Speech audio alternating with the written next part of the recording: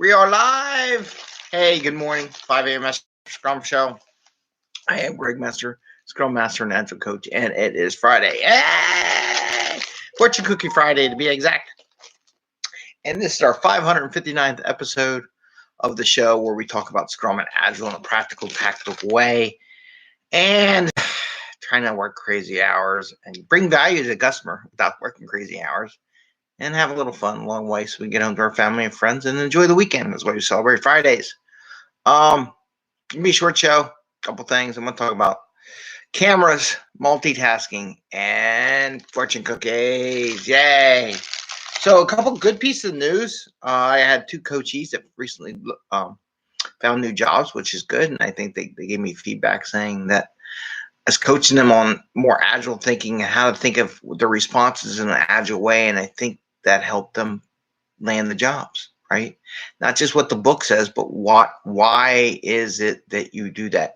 And when they ask your question, if you have the agile mindset and you have your tools like Scrum, Kanban, any one of these frameworks, XP, and just how we handle and manage our day, it helps you answer those questions. And I think that helped them. But I just want to celebrate and say I'm very happy for two of my coaches that just landed two new jobs. I have one coach, he's still trying to, but I think we got to talk about it from a different angle, maybe. We'll see.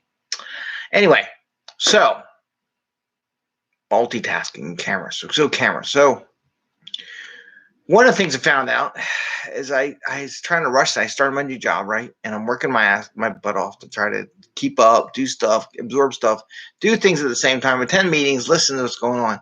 And you know what? I'm being silly. I'm trying to multitask during some of these meetings, catching myself doing bad habits.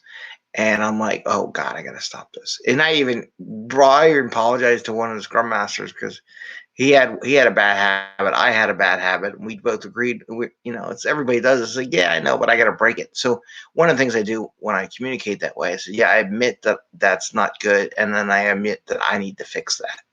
And I express that to people I coach because I want them to understand it's important.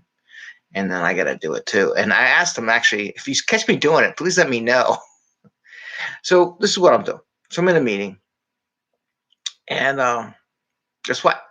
I'm typing on the computer, and I don't realize that my volume is my mute. I wasn't muted too, right? So I'm like, God, I wonder what it sounds like on the other side. So one of the things, it's okay. Sometimes you got to answer and you do some stuff during some meetings. Problem is the meetings probably aren't run very well, and is why you're doing that in the first place.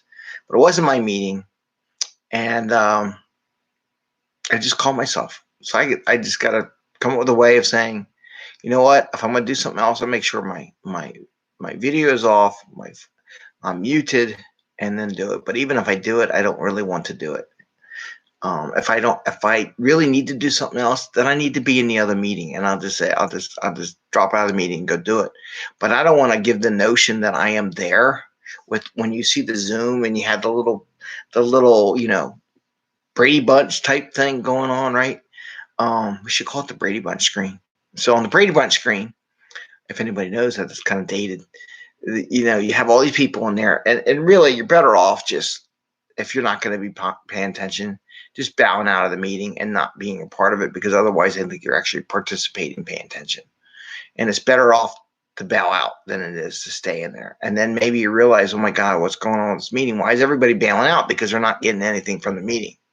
So there's something to think about from a facilitation standpoint, from a personal perspective, because it's not right to not pay attention while other people are talking. But again, it's not right for them to produce a meeting that's just not what you're there for.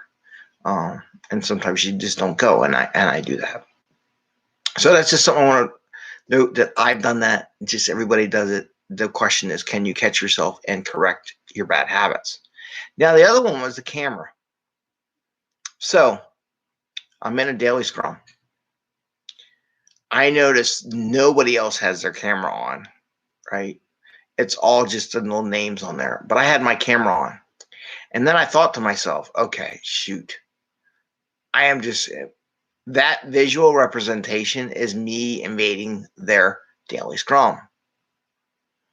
Because I was doing something different. And it's not my job to encourage the teams to do visual. It's my job to talk to the Scrum Master to encourage them to do visual and find out more about how it's operating. But it's not my job to take over the Scrum Master's job to help increase communications among the team. So just be mindful when you're in these situations as an Agile coach, and myself as an Agile coach, that you're not dominating the visual, the situation, by being the only one on camera. That's not the way it's supposed to be. And in real fact, I would agree that if you have a group, have a team norm. Is everybody going to be on the camera, or is they not going to be on the camera? And someone was, I forgot who said it, but they said something about doing retrospectives. Either everybody's in person or everybody's remote in retrospectives. You can't have a combination of one or other, because then it makes people feel bad. So the same thing goes with the camera. Kind of go, are we all going to be on the camera, or are we going to have times when we're on the camera, right? I don't see why a daily Scrum everybody can't be on camera, but that's something the team has to establish. And as an Agile coach, I just have to be mindful of that. And I have to set up connections and with the Scrum Master. They probably didn't realize what was going on. I realized it because I've been doing this for a while, and I understand the subtleties of the situation. But I have to keep an eye out for that. So there's a couple things just recommending, just thinking about for meetings. Don't be jumping in a meeting with your camera on if no one else is in there with their camera on.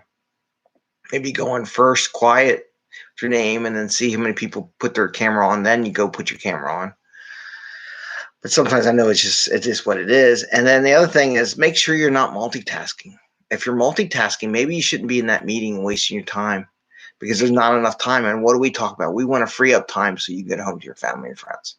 So if you really have something more important to do, one, I'd question the meeting and the content. And two, maybe you should be doing that, right? And maybe you should be reaching out to your Scrum Masters, and the Scrum Master should be reaching out to people. It's like, okay, everybody's multitasking.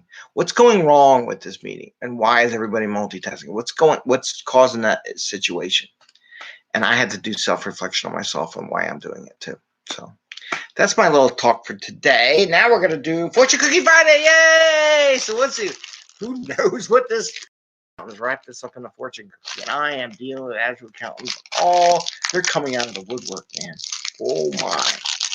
Oh my, they coming out. They're hiding, but they're coming. I see them coming. And I'm telling them, oh, by the way, an Agile accountant's going to come out and tell you to do this, and then they're going to tell you to do that. And they look at me like, what do you mean? I'm like, no, trust me. They're coming. They're just quietly hiding in the gopher hole. All right, here's the fortune cookie, right?